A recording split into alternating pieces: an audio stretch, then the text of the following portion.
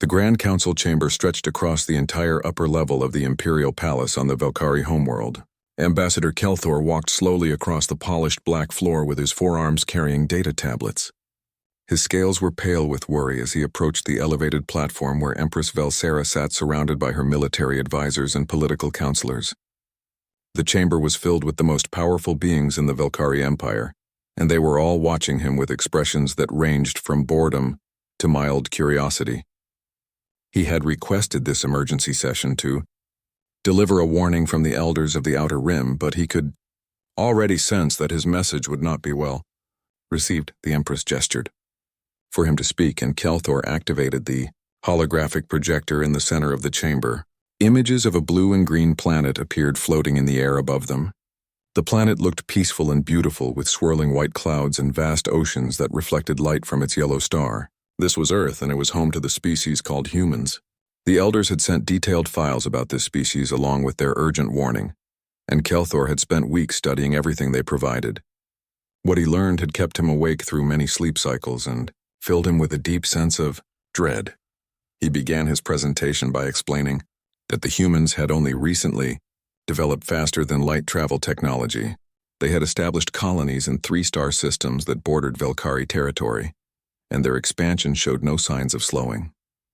On the surface, this seemed like a minor issue that could be resolved through standard Imperial protocols, which usually meant a show of force, followed by annexation or extermination. But the elders insisted that humans were different from any species the Empire had encountered before, and they urged extreme caution in any dealings with them. General Vokthar, who commanded the 7th Fleet, interrupted with a dismissive gesture. He was a massive warrior whose body was covered in scars from dozens of campaigns, and his reputation for brutality was known throughout the Empire. He asked why they should care about the opinions of the elders who had isolated themselves in the far reaches of space and refused to participate in Imperial expansion. The general said the elders had grown weak and fearful in their isolation, and their warnings were probably just the paranoid fantasies of beings who had forgotten what real power looked like. Kelthor tried to explain that the elders were not weak or fearful, but rather they possessed knowledge and experience that spanned millions of years. They had observed countless civilizations rise and fall, and they understood patterns that younger species could not see. The elders had specifically warned that humans possessed certain characteristics that made them extremely dangerous, despite their primitive technology. They were adaptable beyond measure, and they had survived countless extinction-level events on their home planet. Their history was filled with wars and conflicts that should have destroyed them completely, yet somehow they always emerged, stronger than before. The ambassador pulled up images from human history, and the council members leaned forward to see. There were pictures of ancient humans hunting massive beasts with primitive spears. There were images of their early civilizations building impossible structures with nothing but manual labor and simple tools. There were scenes from their many wars showing trenches filled with soldiers who fought for years in conditions that would kill most species within days. There were photos of mushroom clouds rising over cities where humans had learned to split atoms, and then use that knowledge to create weapons of unimaginable destruction. There were images of their space programs showing humans riding controlled explosions into the void above their planet long before they had any certainty they would survive the journey. Every image told the same story of a species that simply refused to stop regardless of the obstacles in their path. Humans seemed to possess an instinct for survival that bordered on insanity from the Velkhari perspective. They threw themselves at impossible challenges, and when they failed, they learned from their mistakes and tried again. Their planet should have killed them 1,000 times over with its extreme weather and diverse deadly predators and frequent natural disasters, but instead these challenges had forged them into something unique. Empress Velsera studied the images with her multiple eyes, but her expression remained skeptical. She said that all species face challenges during their evolution, and humans did not seem particularly special in that regard. The Velkhari themselves had conquered 47 different species across 12 spiral arms of the galaxy, and none of those species had posed a serious threat once the Empire decided to subjugate them. She asked what made humans so different that the elders felt compelled to send such dramatic warnings. Kelthor hesitated before answering, because he knew his next words would likely be dismissed as exaggeration. He explained that according to the elders, humans had no concept of surrender built into their psychology.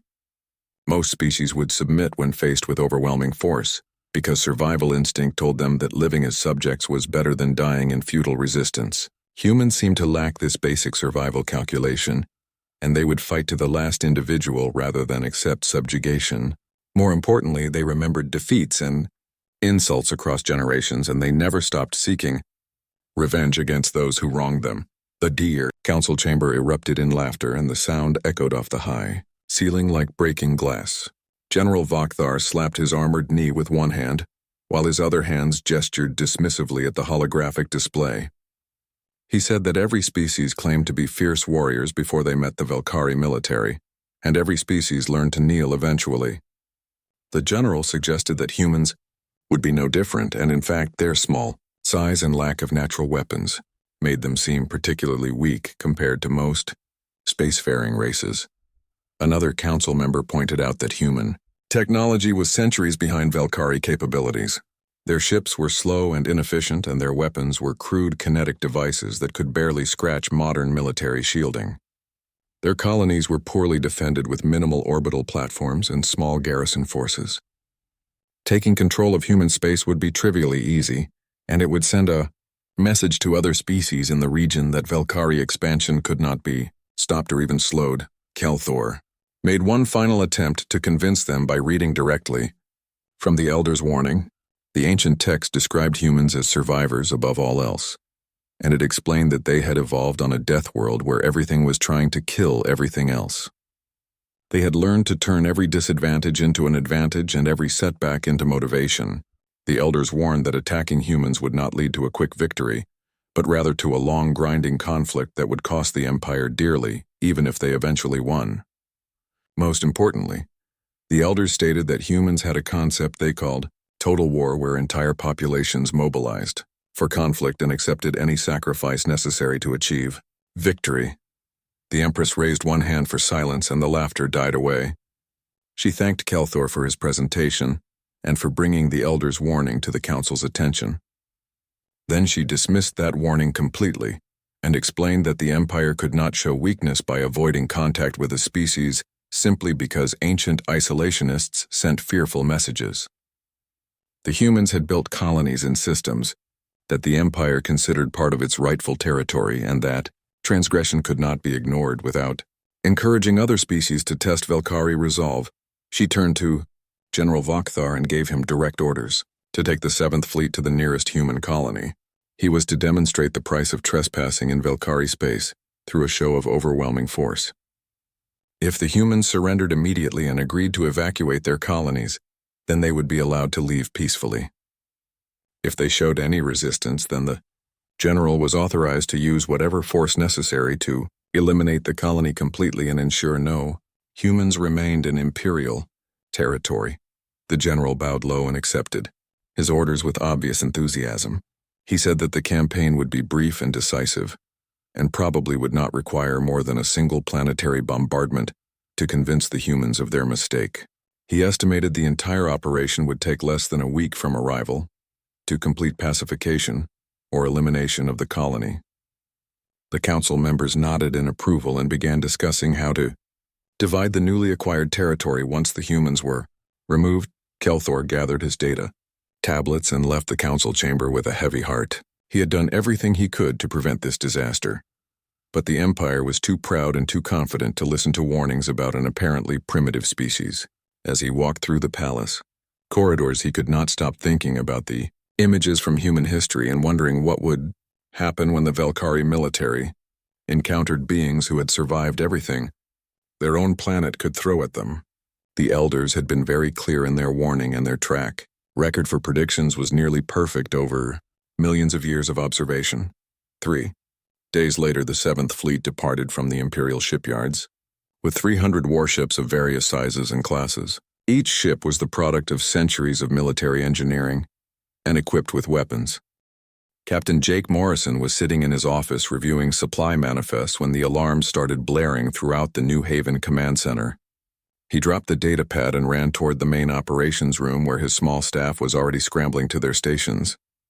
Lieutenant Amy Foster was at the sensor console and her face had gone pale as she stared at the readings on her screen.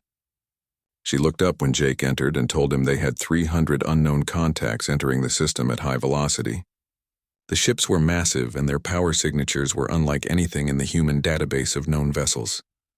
Jake moved to stand behind Amy's station and watched the tactical display as the unknown fleet formed into attack formations.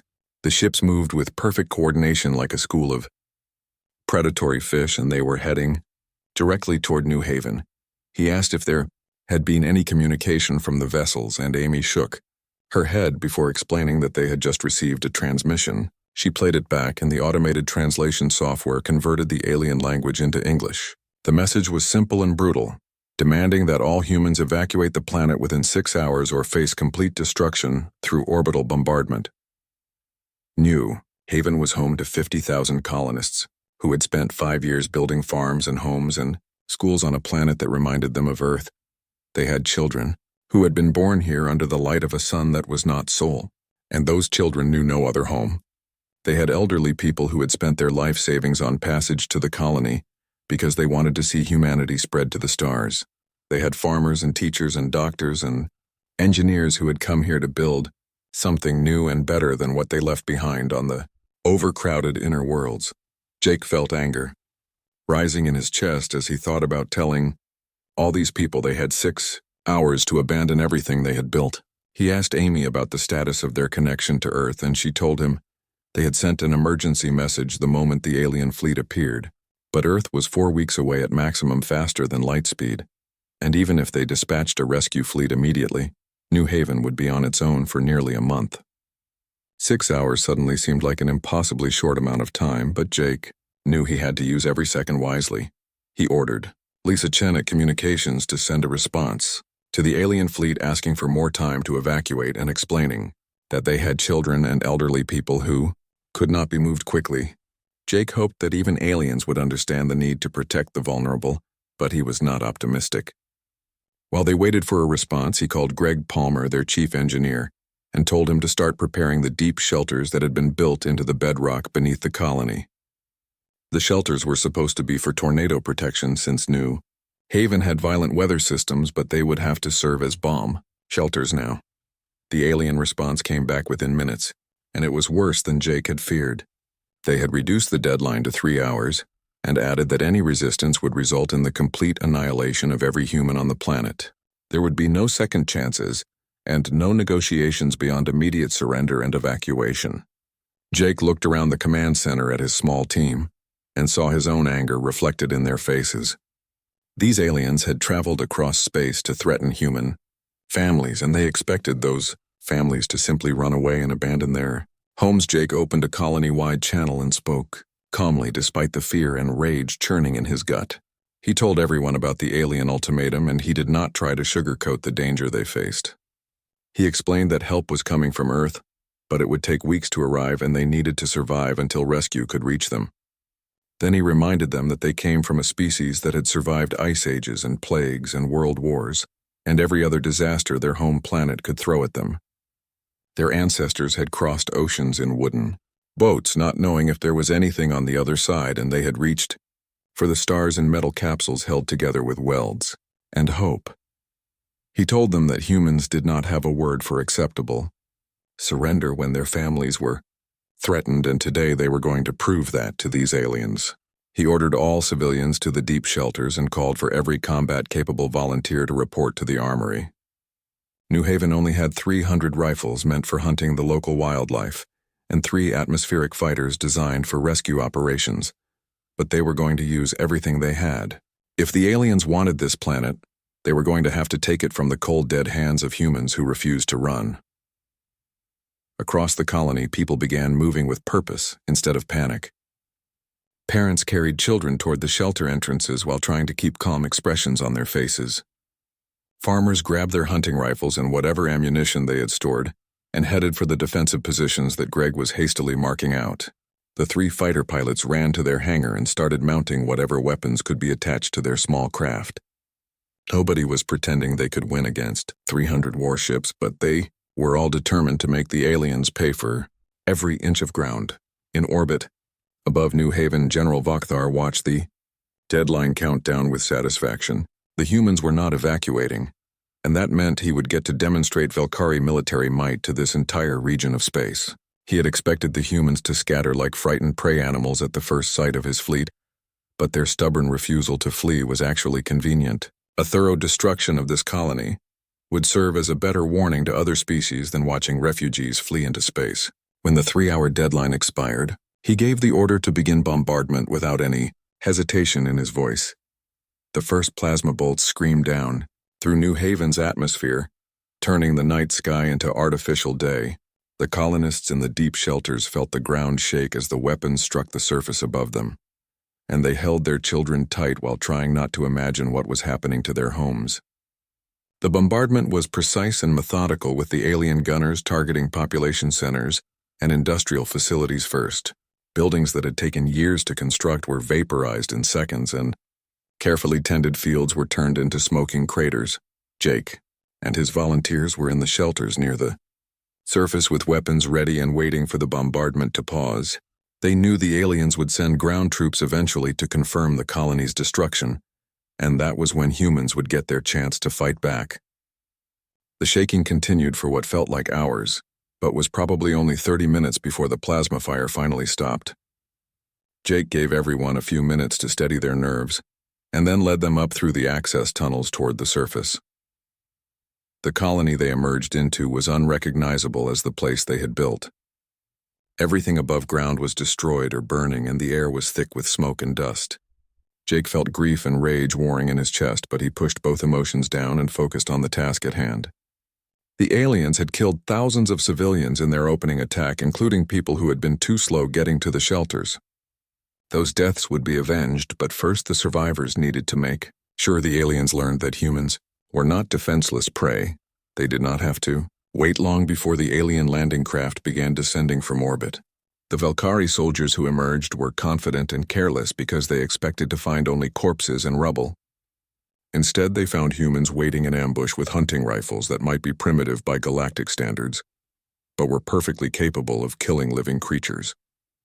The first squad of Velkari warriors died without ever seeing their attackers as rifle fire cut them down from concealed positions. More landing craft arrived, and the aliens began to take the humans seriously as opponents. The Velkari had better armor and weapons, but the humans knew the terrain, and they were fighting for their families. Small groups of volunteers would attack from cover, and then vanish into the tunnel systems before the aliens could respond effectively. They set traps using whatever materials they could salvage from the ruins, and they learned quickly how to target the weak points in Velkari armor. Every human who died took at least one alien with them, and often more. General Vakthar watched the casualty reports with growing frustration. His ground forces should have secured the surface within hours, but instead they were losing soldiers to guerrilla attacks from an enemy that refused to stand and fight properly. The humans kept disappearing underground and emerging somewhere else to strike at isolated patrols. After 3 days of this, he had lost 200 soldiers, and the colony still was not fully pacified. He ordered his commanders to use heavier weapons and flood the tunnel systems, but the humans just retreated deeper and found new ways to strike back. In the deepest shelters, the civilian survivors huddled together and listened to the sounds of fighting above them. Parents tried to keep their children calm while elderly colonists told stories about Earth to distract everyone from their fear. They rationed food and water carefully because nobody knew how long they would need to hold out. Some people prayed to whatever gods they believed in, while others simply stared at the ceiling and waited. All of them shared one thought that kept repeating in their minds like a mantra: Earth was coming, and they'd Joe. Admiral Karen Price stood in the briefing room at Earth's military headquarters, staring at the holographic display that showed the New Haven system. The emergency message from the colony had arrived 16 days ago, and the response from every government on Earth had been immediate and unanimous. Nobody attacked human civilians without facing the full wrath of humanity's combined military forces. The debate had not been about whether to respond, but about how quickly they could assemble a fleet capable of defeating 300 enemy warships. The answer turned out to be 14 days, which was a miracle of logistics and determination. She looked around the room at the other admirals and generals who had gathered to finalize the battle plan. They had pulled together 42 ships from Earth's defense fleet and various colonial garrisons, and each ship was crewed by volunteers who understood they might not be coming home. The odds were terrible from any rational military perspective, but Karen had stopped thinking rationally the moment she saw the casualty estimates from New Haven's first day under bombardment. 8,000 civilians dead in the opening attack, with thousands more trapped underground, waiting for rescue.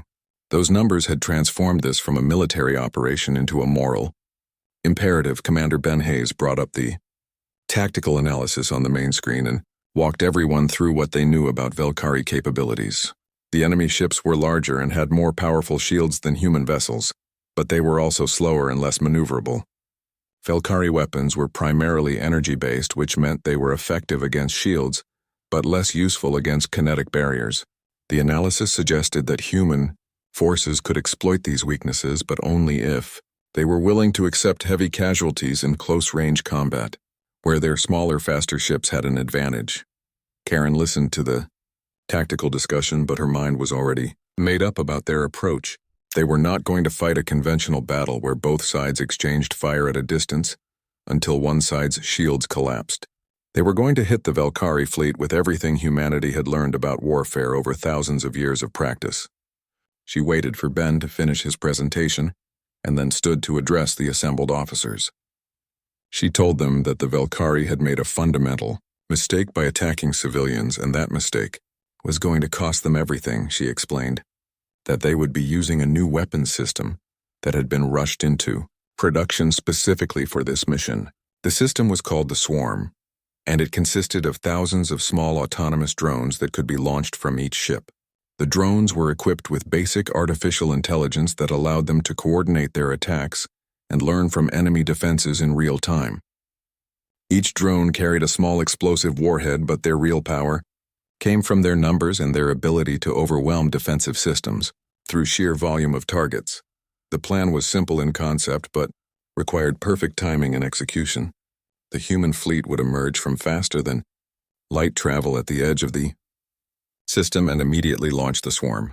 While the drones attacked and confused the Velkari defensive systems, the human ships would close to weapons, range and target the enemy command vessels with railgun fire. Railguns fired solid projectiles at incredible velocities, and those projectiles would punch through energy shields that were designed to deflect laser and plasma weapons.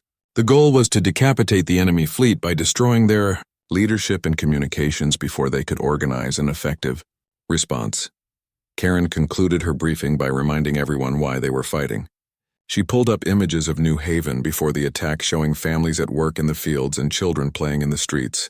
Then she showed images from after the bombardment with nothing but smoking ruins and bodies. She told them that those people had done nothing wrong except try to build a better life on a frontier world. They had been murdered for the crime of existing in space that some alien empire claimed as their territory. That injustice could not stand, and humanity was going to make sure every species in the galaxy understood what happened to those who harmed human families. The fleet departed from Earth, orbit 6 hours later, with every ship running at maximum faster than light speed, toward New Haven. The trip would take 14 days, and during that time the crews prepared for battle and said goodbye to loved ones through recorded messages.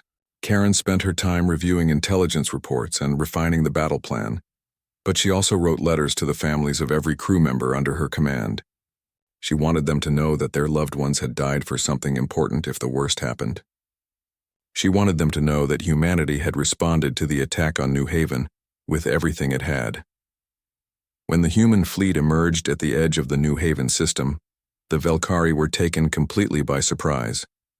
General Vakthar had been expecting a response from Earth eventually, but he assumed it would take months to organize and would consist of maybe a dozen ships at most. Instead, his sensors showed 42 warships accelerating toward his position at speeds that should have torn them apart from the forces involved. The human ships were smaller than his vessels, but they moved like fighters rather than capital ships, and their approach vector showed none of the caution he expected from an outnumbered force. He ordered his fleet into combat formation and prepared to destroy the humans with overwhelming firepower. His confidence was based on centuries of Velkari military doctrine that said larger fleets always defeated smaller ones through superior numbers and sustained bombardment. He had 300 ships against 42, which meant the humans would need to destroy more than 7 Valkyrie vessels for every ship they lost. That was an impossible ratio, and Vakthar felt certain the battle would be over within hours. His only regret was that the humans had not brought more ships, because a more impressive victory would have enhanced his reputation even further.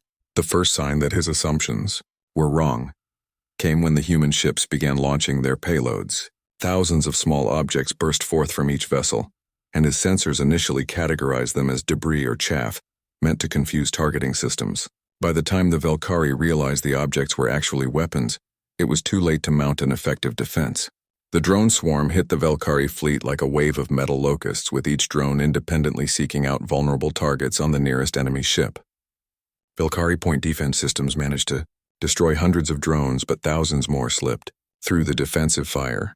Explosions blossomed across dozens of Valkyrie ships as the drones found weak points in armor and shields. The damage from any individual drone was minor, but the cumulative effect of hundreds of impacts on each ship was devastating.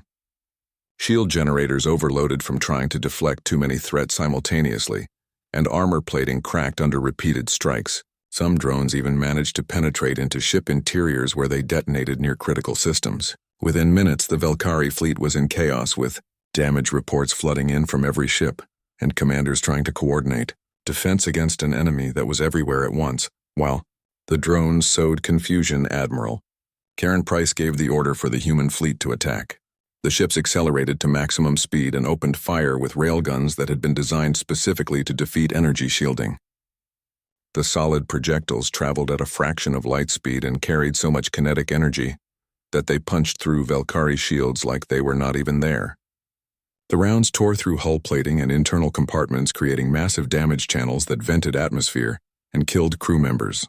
It was brutal, efficient warfare with none of the honor or ceremony that Valkyrie military tradition demanded.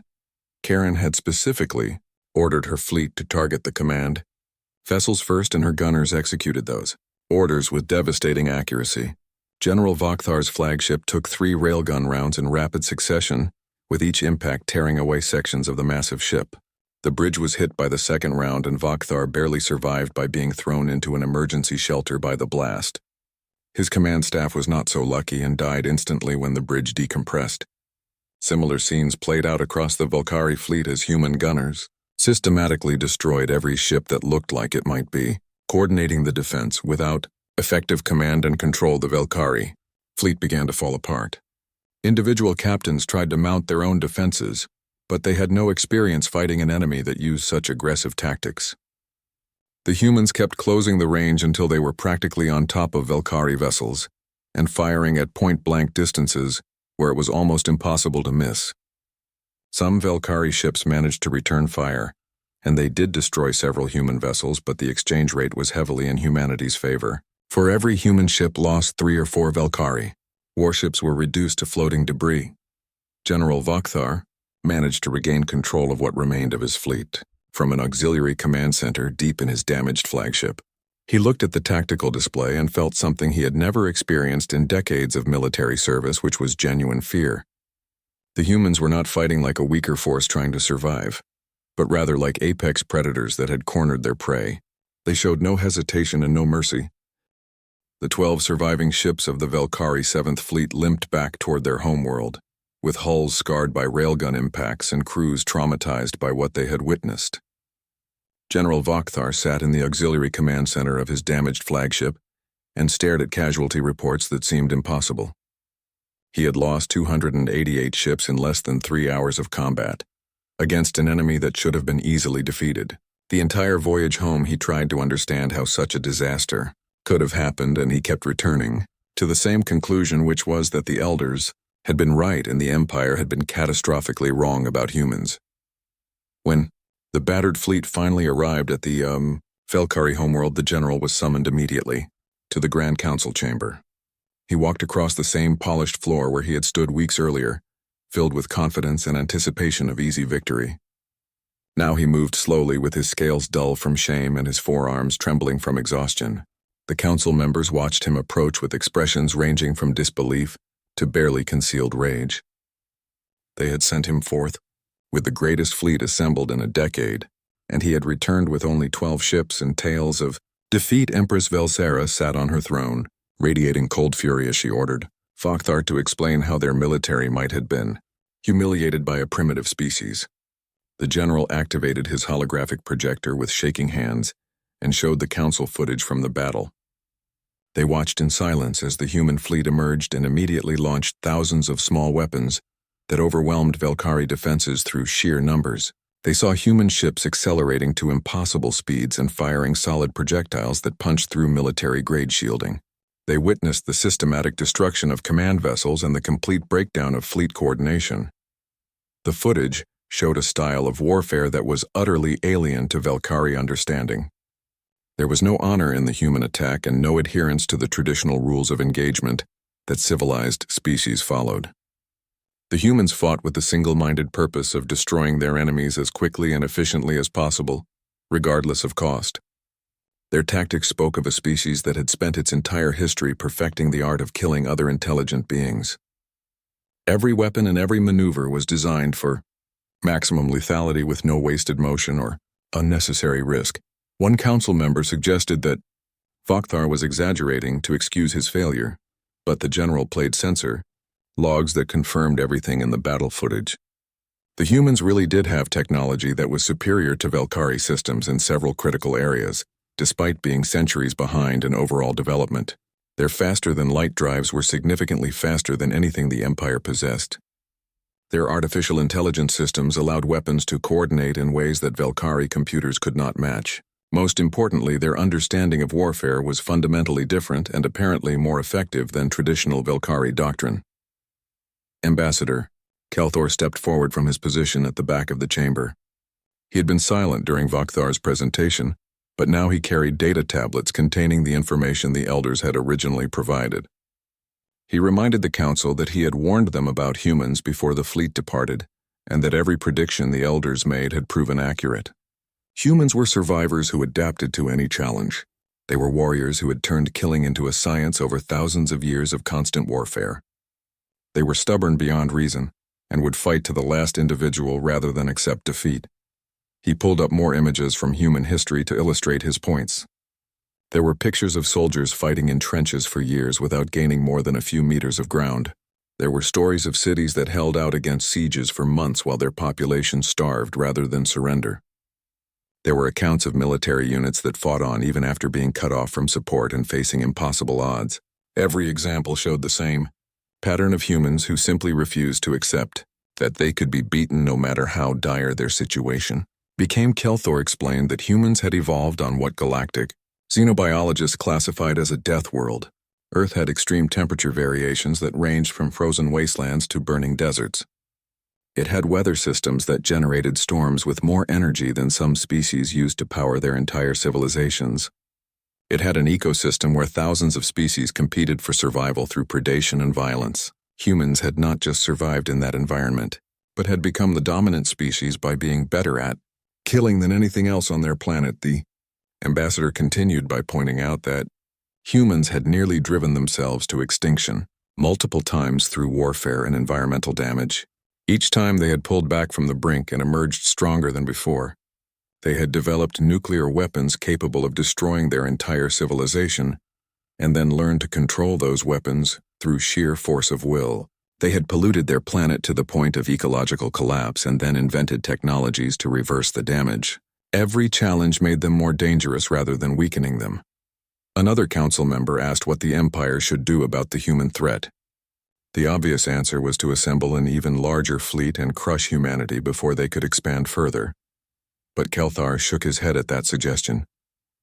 He explained that humans had already sent a message to Earth about the battle, and by now their entire species would be mobilizing for war. The 42 ships that destroyed the 7th Fleet were apparently just a rescue force assembled in 2 weeks. A full human military response would involve hundreds or thousands of ships equipped with weapons, specifically designed to counter Velkhari defenses. The Empress asked if Kelthor was suggesting that the mighty Velkhari Empire should surrender to a species that had only recently developed space travel. The ambassador chose his words carefully as he explained that surrender was not necessary, but accommodation definitely was. The Empire needed to accept that humans could not be conquered through conventional military means, and that attempting to do so would result in a long, costly war that might destroy both civilizations. The better option was to negotiate a peace agreement before the situation escalated further. General Vakthar supported this assessment despite how much it pained him to admit defeat. He told the council that his surviving crews were terrified of humans and would not be effective in combat against them again. The psychological impact of watching their fleet destroyed so easily had broken something in Velkhari military morale. Soldiers who had spent their careers believing in imperial invincibility now knew they could be beaten, and that knowledge would spread throughout the military. Any future campaigns against humans would be hampered by fear and hesitation. The council chamber fell into troubled silence as the members absorbed this information. Their empire had been built on the principle that Velkhari military might was supreme, and that any species could be conquered or exterminated if they refused to submit. Humans had shattered that principle and proven that determination and tactical innovation could overcome numerical superiority. The implications extended beyond just military concerns because other subject species would hear about this defeat and might start questioning whether they needed to remain under Velkhari control. Before the council could reach any conclusions, the palace received an urgent message from the system defense forces. A large human fleet had just emerged at the edge of the home system and was broadcasting a message for the Empress. Velsera ordered the message played, and Admiral Karen Price's face appeared on every screen in the chamber. The human admiral looked directly at the camera with eyes that held no mercy or compromise. She stated that the Velkhari Empire had attacked a human colony without provocation and killed thousands of innocent civilians. The Empire had been judged by humanity and found guilty of war crimes. Karen listed the terms that Earth was demanding in exchange for not destroying the Velkhari homeworld. The Empire would provide complete technological specifications for their faster-than-light communications network. They would withdraw all military forces to their core systems and abandon their expansion. They would pay reparations to the families of every person killed at New Haven. Most importantly, they would sign a treaty promising to never threaten or attack a human world again under any circumstances. The terms were non-negotiable, and the Empire had 12 hours to respond before human forces began systematically destroying Velkhari military infrastructure. The Admiral made it clear that humanity had no interest in conquering Velkhari territory or enslaving their population. Humans did not build empires through subjugation, because their history had taught them that such empires always collapsed eventually. What they did do was ensure that anyone who harmed human civilians faced overwhelming retaliation. She stated that the fleet currently at the edge of the system represented only a fraction of Earth's total military capability, and that thousands more ships could be mobilized if necessary.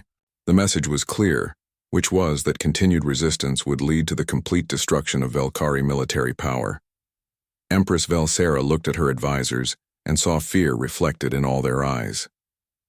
The human fleet outnumbered their seer.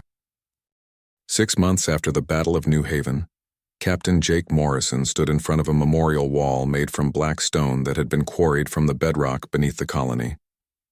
8,000 names were carved into the surface, with each one representing a person who died in the Velkhari bombardment. The names were arranged alphabetically without any indication of age or status because in death, everyone was equal. Jake ran his fingers over some of the names he recognized and felt the familiar weight of grief settle on his shoulders. These had been his people, and he had failed to protect them from the initial attack, even though he had saved the survivors. Through 2 weeks of desperate fighting, families gathered around the memorial, touching names of parents and children and friends who would never see the colony they had died building. There were fresh flowers placed at the base of the wall and small mementos that loved ones had left to honor the dead. A young girl no older than 6 stood near Jake and stared up at 2 names that were positioned side by side. Her parents had died shielding her body with their own when the bombardment hit their home. She had been found 3 days later by rescue teams, still huddled between their bodies and physically unharmed but emotionally shattered by the trauma. Admiral Karen Price had taken leave from her command to attend the memorial dedication, and she stood quietly beside Jake as they watched the mourners. She understood survivors' guilt better than most people because she had sent 8 ships full of crew members into battle knowing some would not return. 3,000 people had died in the fighting to save New Haven, and their names were unsimilar. Memorials back on Earth. The difference was that Her people had chosen to fight while the colonists had simply been trying to live their lives. That made their deaths even more difficult to accept. The Velkari Empire had kept every promise they made in the peace agreement. They withdrew their military forces from disputed territories and provided technical specifications for their communication networks. The reparations they paid would not bring back the dead, but they would ensure the families left behind had financial security for generations. Most importantly, they signed treaties promising never to threaten human worlds, and they had made those treaties public, so every species in the galaxy knew about them. The Empire was collapsing inward as subject species saw what happened to Velkari military power and began demanding their own independence. Karen mentioned to Jake that dozens of formerly subject species had reached out to Earth, asking for help breaking free from Imperial control. Humanity was being careful about which requests they honored, because they did not want to become the new Imperial power replacing the Velkari. The goal was to help other species establish their own independence rather than trading one master for another. It was a delicate balance between offering assistance and avoiding the appearance of conquest. But so far the diplomatic corps was managing the situation well. Jake said that New Haven had voted to rebuild on the same site rather than relocating to a safer planet. The colonists wanted to honor the memory of those who died by finishing what they started. New construction was already underway with buildings rising from the ruins of the old settlement. The population had grown as new families arrived wanting to be part of the place that had stood against an alien empire and survived. There was something powerful about living on ground that had been defended at such terrible cost, and every new arrival understood they were becoming part of that legacy. The two of them walked away from the memorial toward the construction sites where crews were working on a new school. Children would learn their lessons in classrooms built on the same ground where people had fought and died to protect them. Karen said she found that both inspiring and sobering, because it meant every generation growing up on New Haven would be reminded of the price that was paid for their safety. Jake agreed, but added that remembering was important because humans had a tendency to forget hard lessons when times were peaceful for too long. Across the galaxy, in the Elder Assembly, ancient beings were discussing the implications of humanity's sudden rise to prominence. Historian Kreltha presented her analysis of human activities over the past 6 months, and the numbers were remarkable. Humans had established diplomatic relations with 17 different species and offered protection agreements to 9 former Velkari subjects. They were building an alliance network at a speed that suggested they understood instinctively how to navigate the complex politics of interstellar civilization, despite being newcomers to the galactic community. Elder Vorshan, who had personally written the warning sent to the Velkari Empire, allowed himself a moment of satisfaction.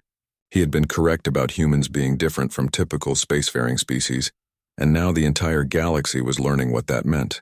The interesting question was whether humanity would use their newfound power wisely, or whether they would repeat the mistakes of every other dominant species and become conquerors themselves. The early signs were encouraging because humans seemed genuinely interested in building partnerships rather than empires, but time would tell if that attitude persisted.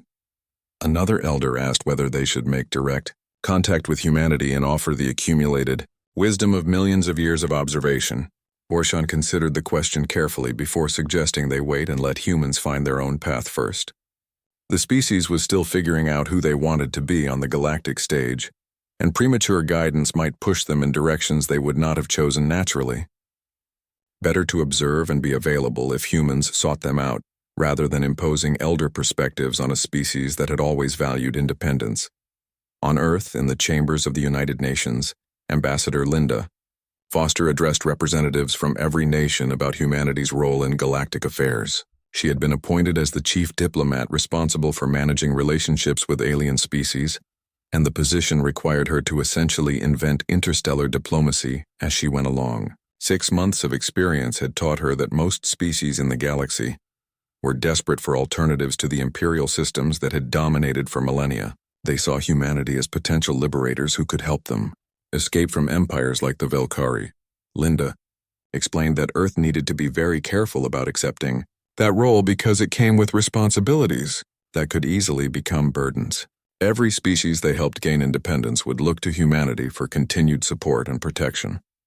If Earth took on too many commitments, they would eventually find themselves overstretched and unable to honor their promises. The key was to help other species become self-sufficient, rather than dependent on human military power. That meant sharing technology and training, but not becoming a permanent security force for the entire galaxy. She showed the assembly a star map displaying the rapidly expanding network of human alliances and partnerships. The blue markers indicating human colonies had spread across a dozen systems in 6 months. The green markers showing friendly species formed a loose sphere around human territory, providing a buffer against potential threats. The red markers indicating hostile or neutral empires were scattered throughout the galaxy, but notably, they were all pulling back from areas where humans had established presence. Nobody wanted to be the next Valkyrie and learn. What happened when you threatened human? Civilians. The assembled representatives voted to approve continued expansion of diplomatic efforts while maintaining the principle that humanity would not become an imperial power. They committed resources to helping allied species develop their own defensive capabilities so they would not need to rely on human military intervention. Most importantly, they established clear rules of engagement that specified when and how Earth would respond to requests for assistance. The goal was to create a framework that would allow humanity to be a positive force in galactic affairs without becoming the thing they had fought against. In the Valkyrie Empire, former Empress Velsera convened a very different kind of council meeting than those she had led before the war with humanity. Seated at the table were representatives from species that had been subjects and were now negotiating as equals. The transformation had been painful, but ultimately necessary because the Empire could not survive through force alone anymore. Not in a galaxy where humans had proven that military superiority could be challenged and defeated through superior tactics and technology. The age of conquest was over and a new age of cooperation was beginning, whether the Valkyrie liked it or not. Ambassador Kelthor spoke on behalf of the Imperial government and proposed transforming the Empire into a voluntary federation where member species maintained sovereignty but worked together on common interests. Trade and defense would be coordinated, but each species would control its own internal affairs and foreign policy. It was a radical departure from centuries of imperial tradition, but it was also the only path forward that did not end with complete collapse. Several representatives expressed skepticism about whether the Valkyrie could truly accept other species as equals, but they agreed to begin negotiations on the proposed Federation structure. Back on New Haven, Jake Morrison watched children playing in a park that had been built over an old battlefield. The ground beneath their feet had seen terrible violence.